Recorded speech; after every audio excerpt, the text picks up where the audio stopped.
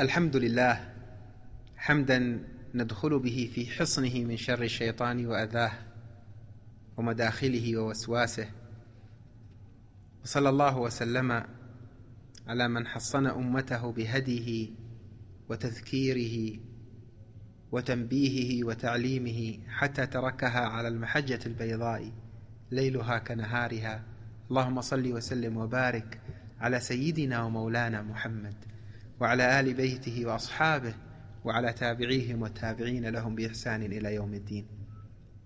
كان الحديث في المجلس الماضي قد انتهى بنا إلى الأخذ بمعرفة الموازين التي نميز بها بين الخواطر، فنميز بين خاطر الخير والشر وأنواع خواطر الشر لندفعها بما يتناسب معها، وأنواع خواطر الخير لنتلقاها بما يليق والأدب مع المصدر الذي تأتي عنه. وختم المجلس الماضي في التمييز بين خاطر الخير الحقيقي وخاطر الشر الذي يأتي في صورة الخير ليوقعنا في شر أشد منه أو ليفوت علينا خيرا أكبر منه. إنسان جاء خاطر الليلة هذه سأقوم الليل كله لله تعالى، وجاء استجاب في عجلة دون تأني ونشاط دون خشية وأمن دون خوف وعمن عن العاقبة، وقام وسارع وبدأ يصلي إلى الساعة الرابعة والربع، بقيت 10 دقائق 20 دقيقة على أذان الفجر، نام إلى أن طلعت الشمس وذهبت عليه صلاة الفجر. فاته شيء كان أفضل من صلاته طول الليل لا شك، ولا يأثم في هذه الحالة لأنه نام وعن غلبة. الله أكرم من أن يرد إنسان بات طول الليل يصلي له سبحانه وتعالى، لكن فاته خير أكبر، لأن إدراك الفجر في جماعة أفضل من قيام الليل. نعم أفضل من قيام الليل، وهكذا. على كل، لعلك من المجلس الماضي والذي قبله إلى الآن ابتدأت تخاطب نفسك في شأن الخواطر. بالمناسبة قبل أكثر من 15 سنة تقريبا كان الدرس عن الخواطر مع بعض إخواننا من الطلاب، كنا نقرأ في منهاج العابدين لحجة الإسلام الغزالي، ولما جاء عند ذكر الخواطر وجرى شرحها قيد الشباب كتبوا المسألة. ففوجئت بعدها بشهر أو بشهرين أحد الشباب صمم برنامجا على الحاسوب تدخل عليه الخاطر يسألك أسئلة شيء فشيء إلى أن يوصلك هذا خير أو شر ومن أي مصدر جاء. كان في تلك الفترة لا يزال بدائيا، لا أدري هل طوروه الشباب أو لا، لكن هذا ملمح إلى ما يمكن أن يعمل في نشر هذا العلم بيننا. نحن بحاجة اليوم في سيرنا إلى الله إلى إحضار هذا العلم فيما بيننا، إحضاره على مختلف المستويات، في الجامعات، في المدارس، في السوق، في المسجد، في تعاملاتنا، في خروجنا، في رحلاتنا. دعونا نتذاكر مع بعضنا البعض في مثل هذه المعاني التي تعيننا في سيرنا إلى الله عز وجل. إذا جلستم مع بعضكم في مناسبة، في خروج، في دخول على البحر، في الجبل، تذاكروا في شيء من هذه المعاني. إذا أعطى الله عز وجل أحدكم مكنة إما في برمجة أو في غيرها، يفكر في كيفية خدمة هذه المعاني. من كانت لديه مكنة إعلامية أيا كانت، وظفوا إمكانياتكم في إحياء هذا العلم بين الأمة، لأنه روح الدين، عليه مدار ارتقاء أمتنا. الأمة عندما ربى أعداد منها نور الدين زنكي بالقرب من هذا المكان في جبل قاسيون على إحياء علوم الدين، كان خريجو هذه المدارس أمثال صلاح الدين الأيوبي وجيش صلاح الدين الأيوبي الذين فتحوا بيت المقدس. الأمة بحاجة إلى تثوير علم السلوك، السير إلى الله عز وجل. حديثنا في هذا المجلس عن مداخل الشيطان أجارنا الله تعالى وإياكم منه. نحن اتفقنا أن كيد الشيطان ضعيف، الله أخبرنا إن كيد الشيطان كان ضعيف، واتفقنا أنه يدفع بالذكر. فما الحاجة إلى الخوض في تفاصيل مداخل الشيطان؟ نحن بحاجة إلى ذلك، لأن هذا يعطي الإنسان تبصر بنفسه هو. الشيطان ذكرت الله خنس، لكن الشيطان من أين يدخل عليك؟ والله لولا ظلمة النفوس، لولا أمارية النفوس بالسوء، لولا حظوظ النفوس، لولا أمراض القلوب، ما استطاع الشيطان أن يدخل. يعني يمكن أن يصل الإنسان إلى حالة الشيطان لا يستطيع فيها أن يوسوس له. نعم ممكن. الدليل قال رسول الله صلى الله عليه وآله وسلم: إن الشيطان ليفرق من ظلك يا عمر. ما هو فقط الشيطان يعجز عن اللعب بقلبك والوسوسة، يخاف من ظلك، يشرد يهرب من ظلك. وقال صلى الله عليه وآله وسلم: إيهن يا ابن الخطاب ما سلكت فجا إلا سلك الشيطان فجا غيره، أي أن الشيطان لا يقوى على أن يقترب من ذات قد امتلأت بهذه المعاني من النور. ومن علامات أصحاب هذه الذوات أنهم لا يأمنون جانب الشيطان. طيب الشيطان لا يقدر أن يقترب منهم؟ نعم، هو لا يقدر أن يقترب منهم لأنهم قد هذبوا أنفسهم، رقوها لله عز وجل. أيضا هم لم يأمنوا جانب الشيطان. كان يذكرون عن إمام أهل السنة في زمانه أحمد بن حنبل رضي الله عنه ورحمه ونفعنا به، لما كان في سكرات الموت كان أصحابه من حواليه عندما يرون السكرات تأخذ به يرددون حوله: لا إله إلا الله. السنة عندما يحضر أحدكم عند محتضر أن يردد عند مسمعه: لا إله إلا الله. لا يقول له: قل لا إله إلا الله، لأن كرب الموت وشدة الموت تجعل الإنسان قد يستثقل أحيانا الكلام الذي بجانبه، فتكون قد آذيته إذ جعلته يستثقل لا إله إلا الله في آخر عمره. لكن رددها على مسمعه، فإن نطق بها أسكت، اكتفي أن يكون هذا آخر كلام، فإن نطق بشيء آخر كرر لا إله إلا الله. على كل، كانوا عند أحمد بن حنبل فكانوا يقولون له: لا إله إلا الله، فسمعوا يقول: لا، ليس بعد، ليس بعد. إمام السنة أحمد بن حنبل يقولون له: لا إله إلا الله، وهو في سكرات الموت لا ينطق به، يقول: ليس بعد. فأخذهم وجوم، خافوا، قلقوا طلابه وأحبابه. ففتح عينيه بعد أن أفاق قليلا وقال: هل كنتم تقولون شيئا؟ هل كنتم تقولون شيئا؟ قالوا: نعم، كنا نقول لا إله إلا الله، وكنت تقول: لا، ليس بعد. قال: أما وإني لم أكن أكلمكم، ولكن إبليس أعاذنا الله منه قد ظهر لي وهو عاض على إصبعه يقول: أفلت مني يا ابن حنبل، يريدني أن أعجب بنفسي فألقى الله على العجب. يقول: أفلت مني يا ابن حنبل، فقلت له: لا، ليس بعد، أي ما دامت الروح في الجسد فلا يمكن أن أأمن هذا المكر. هؤلاء أصحاب النور الذي لا يستطيع الشيطان أن يلج إلى قلوبهم، هم من أكثر الناس تنبها وتحذرا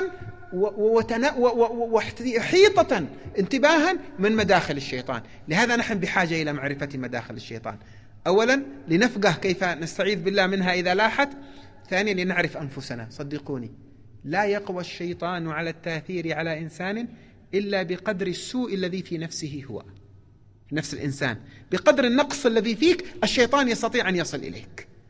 وكلما ارتقيت كلما ضعفت فرص الشيطان معك، لكنه يحاول أن يدقق في الحيل. لا، هو ما ييأس الشيطان ما دامت الروح في الجسد. هناك 7 مداخل ذكرها أهل العلم للشيطان. هذه المداخل ال7 تستطيع أن تعتبرها أمثلة، أي ملامح لمداخل الشيطان. أما تفاصيلها يمكن أن تتفرع منها 70 700 7000 700 ألف، لا منتهى لها. الشيطان لا يمل ولا يكل، لكن ال7 هذه الأساسية التي من خلالها يدخل. الأولى: صرفك عن العمل. قررت أن تعمل شيء من الصالحات، لا، ما في داعي. أذن الفجر، قم صلي، يكون أنت تعبان، نام والله غفور رحيم. يعني ألغي فكرة العمل، وردها بالاستعاذة بالله منه ومخاطبة النفس بأني في حاجة إلى العمل، وإن لم أعمل فبما ألقى الله عز وجل؟ كيف أرضي الله؟ كيف أهذبك يا نفسي الأمارة بالسوء؟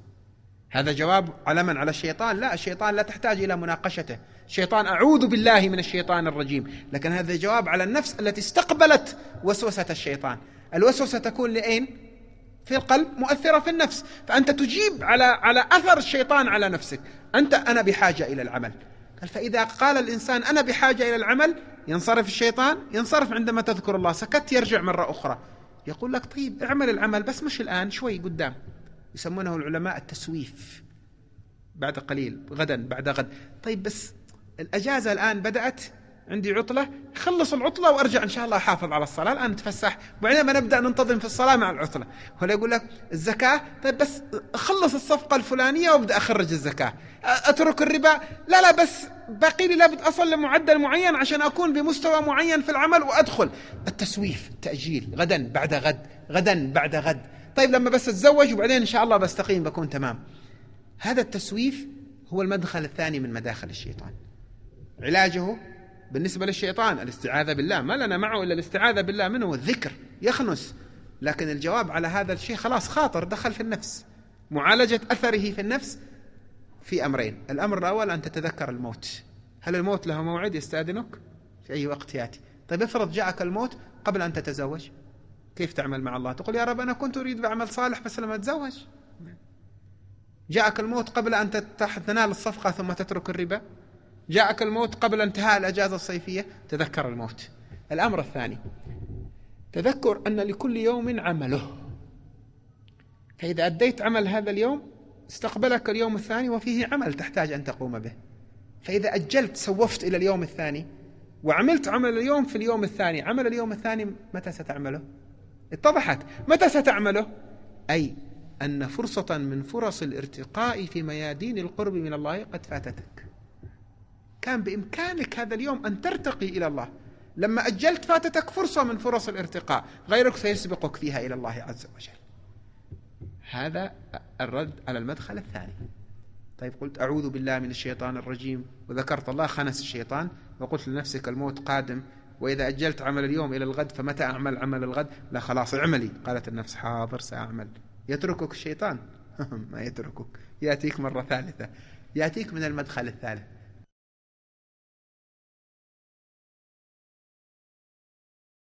ما هو المدخل الثالث؟ يقول لك الشيطان اعمل هذا العمل لكن بس خلي الناس تشوف، عرف الناس. ليش عرف الناس؟ يكون رياء؟ لا لا لا، لما يشوفوك بيحترموك أكثر، لما يرونك يمكن يقتدون بك في الخير. خلي الناس تشوف، تظاهر قدام الناس. طبعا جيد أن يقتدي الناس بك في الخير، وهناك من يصدق، لكن أحيانا الشيطان يلعب عليك في هذه المسألة. أتكلم، قول عملت كذا وكذا وكذا وكذا وكذا وكذا. كان أحد تلاميذ الإمام عبد الوهاب الشعراني رحمه الله في مصر من كبار أئمة الأزهر، جاء إليه من التجار وقال يا سيدي أنا سمعتك في الدرس تقول تتكلم عن صدقة السر وأجر صدقة السر، وأنا قررت أن أتصدق صدقة سر، دلني على فقراء يستحقون صدقة السر وسأذهب في الليل. قال لا أراك تأهلت الآن لصدقة السر يا أخي. قال لا لا لا جربني. قلت تصبر؟ قال أيوة أصبر. قال طيب البيت الفلاني في الحارة الفلانية فيه أسرة مستورة من أهل بيت طيب وحسن، ولكن الزمان جار عليهم ويحتاجون ولم يعلنوا ذلك للناس، يحسبهم الجاهلون أغنياء من التعفف. قال جزاك الله خيرا. في الليل ذهب معه كيس من الذهب وقرع الباب ولم يره أحد، ووضع الكيس وانصرف قبل أن يروا أصحاب البيت شروط صدقة السر.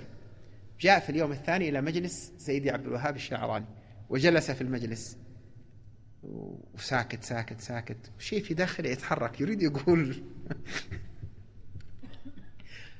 قال شيخنا؟ قال نعم. قالوا بشرك الحمد لله صدقة السر انتشرت بين الناس هذه الأيام، بدأت الناس تعتني بصدقة السر بفضل الله تعالى على الأمة. تبسم سيدي عبد الوهاب ولم يعلق. بعد قليل ثار الكلام في أمور أخرى. قال تعرف يا سيدي في الحارة الفلانية البارحة كان هناك اهتمام بصدقة السر بلغني ذلك. فنظر إليه وضحك سيدي عبد الوهاب الشعراني. بعد قليل قال سيدي من باب فقط الاقتداء، لأن الجالسين الآن في مجلسك من التجار وأنا أريدهم يقتدون، البارحة تصدقت صدقة سر عن الناس. قال قلت لك لم تتهيأ بعد لصدقة السر. فالمدخل الثالث يأتيك بالرياء، يقول لك أنت الآن قم، إذا بدأت الناس تخرج إلى المسجد اسبق قبلهم، يدخلون يجدونك في المسجد قائم ينظرون إليك، هذا رياء اسمه. ما معنى الرياء؟ أن ترائي، أي أن يرى الناس عملك، يكون لك اهتمام بأن يرى الناس عملك ليثنوا عليك لترتفع منزلتك عندهم. طيب ما الخطأ في ذلك؟ الخطأ في ذلك أنك لم تكتفي بنظر الله إليك.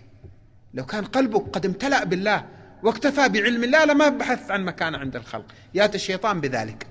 طيب أنت قلت أعوذ بالله من الشيطان الرجيم وصرفت الشيطان، أثر المسألة في نفسك، أثر المسألة في نفسك. قل يا نفس ألم تبلغ عظمة الله لديك إلى الحد الذي يكفيك فيه أنه مطلع على عملك؟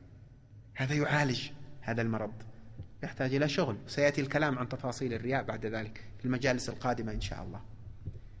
طيب استعذت بالله وعالجت المسألة في نفسك بعون الله، يتركك الشيطان؟ لا، يأتي المرة الكام الآن؟ الرابعة، المدخل الرابع. يقول لك طيب يلا بسرعة عجل انجز، ما في وقت، صلي ركعتين، الله سمع الله لمن حمده، الله أكبر، اضرب رقم قياسي سريع. يحثك على العجلة في العمل حتى تفقد معنى الحضور مع الله في العمل. الكيكة فاتت الشيطان، على الأقل يأخذ منها شوي، ما دام أنت عملت يحاول الآن حاول أن يصرفك، حاول أن يؤجل، حاول أن يبطل العمل بالرياء، ما قدر، ماذا يعمل؟ على الأقل يجعل العمل مختل، فيأتيك بالتعجيل بالعمل. اسرع خلص بسرعة. كم قرأت من القرآن؟ رمضان سيدخل على الناس، جاء يقرأ، تجد الواحد يقرأ وهو يقرأ ماسك على الصفحات ربع حزب، نصف حزب، 3-4 حزب، جزء، وصل للرقم القياسي، دون تأمل، دون حضور قلب، دون هذا التعجل. فإذا استعذت بالله من الشيطان هو يشرد يروح. لكن كيف تعالج المسألة؟ الله عز وجل: يا نفس غني عن هذه الطاعة وعن هذه العبادة، وأنا محتاج إلى أن يرضى عني. إن الحضور مع الله يروح العبادات. الذي يصلي بدون حضور، الذي يؤدي الأعمال تعجلا بغير حضور قلب، كالذي يهدي إلى الملك اسمه حيوانا ميتا، تهدي للميت خيل جميل لكنه ميت، ما فائدة هذه الهدية؟ فلا تقدم إلى الله عز وجل أعمال بدون حضور. طيب يتركك الشيطان بعد أن عالجت هذه المشكلة؟ خلاص يأس؟ لا، المرة الكم سيأتي الآن؟ 5. يأتي إليك يقول: أنت ما شاء الله عليك، عيني عليك باردة كما يقولون. حاول معك الشيطان ما صرفك، التسويف ما نجح فيه، الرياء ما خلاك تنظر إليه، العجلة ما تعجلت. من مثلك؟ شوف اليوم إيش آخر زمان الناس اللي يصلوا، يبدأ هو العجب في داخله، يبدأ يدخل: إيش صلاتكم هذه التعبانة؟ قم يا أخي صلي زي الناس، ما صليت تمام. ما حد تصدق يا أخي، إيش الصدقة التعبانة هذه؟ يا أخي يتصدق بشيء له قيمة، يخجل من نفسك، لا تتصدق. ويبدأ هو يعيش أستاذ على الآخرين في عمل الخير الذي يعمله، أصبح في حالة عجب بالنفس. والعجب من محبطات الأعمال. لماذا؟ لأن فيه ظلمة يسمونها ظلمة المنة على الله. أنت نسيت، كنا نتكلم في المجالس الماضية أن العمل الصالح الذي تعمل بدايته ماذا كان؟ خاطر. والخاطر من أين؟ إلهام من الله أو لما من ملك، يعني هو عطية من الله في كل الأحوال. كيف تمن على الله بشيء هو أعطاك إياه جل جلاله؟ فتستعيذ بالله من ذلك، ينفر الشيطان. تعالج هذه المسألة: يا نفس السوء استحي، اخجلي، لا تري لعملك مكانا. نجحت من هذا، يأس الشيطان؟ ما يأس، يرد مرة أخرى. المرة الكم؟ 6. المرة 6 يأتي إليك الشيطان في مدخل عميق جدا، وهو مدخل اللعب بالعقيدة. يقول لك: شوف أنت الآن تعب نفسك تعمل عمل صالح، وحرمت نفسك من أشياء كنت تريد تتمتع بها، تعبت نفسك.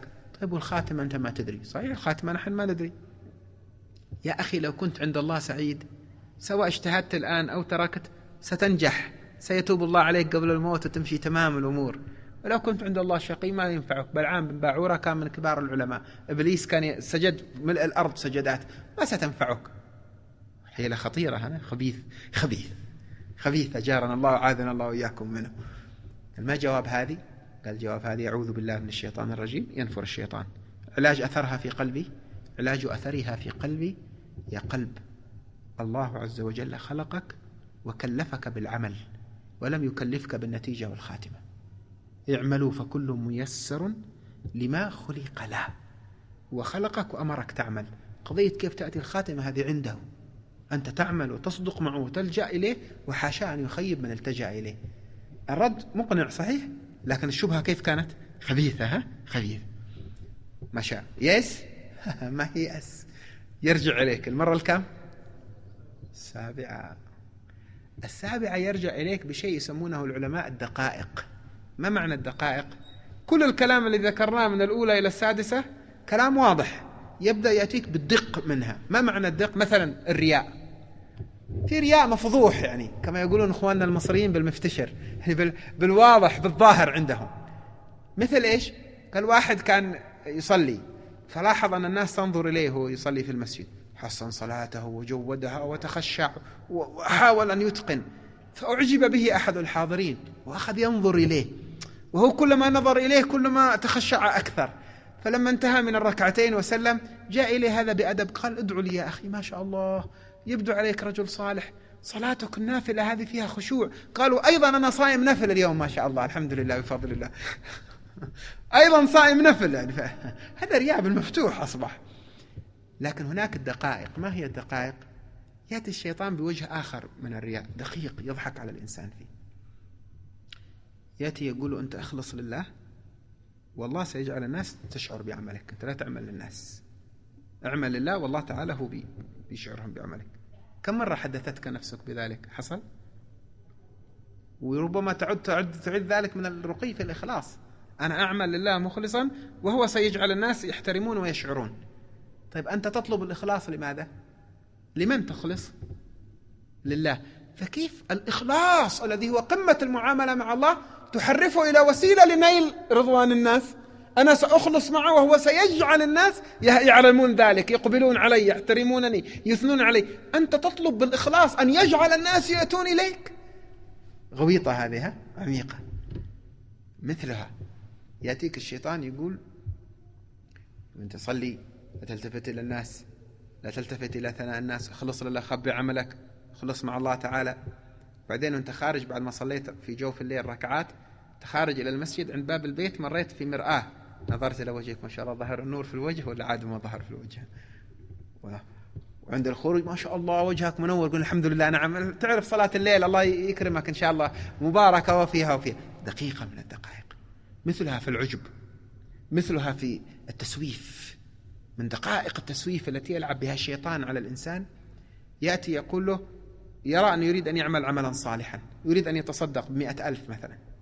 يأتي الشيطان يقول له تمام، الصدقة هذه ممتازة وعجل بها، اخرجها، لكن أنا ممكن يكون بكرة باب للتبرعات يفتح في كارثة، أعلنوا أنه احتمال يحصل إعصار في المنطقة الفلانية، فأجل إلى أن يحصل الإعصار وأنفق 100,000 من الآن إلى أن يأتي الإعصار، تكون 100,000 صرفت في شيء من متاع الدنيا الآخر. ضحك عليك. هو ما قال لك سوف تسويف مطلق، جاء لك بتسويف دقيق.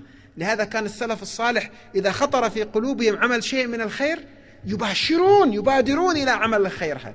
إذن نخرج من هذا الكلام الذي كان في هذا المجلس. الشيطان له 7 مداخل أساسية تتفرع منها المداخل بعد ذلك. الأولى صرفك عن العمل، جوابه الشيطان الذكر والاستعاذة، لكن جوابها على نفسك ماذا؟ أني محتاج إلى العمل، بدون العمل كيف يتقرب إلى الله؟ أمرني الله بالعمل. المدخل الثاني تسويف، بكرة بعد بكرة يمكن أموت، وإذا أجلت إلى الغد فعمل الغد متى أعمله؟ المدخل الثالث الرياء.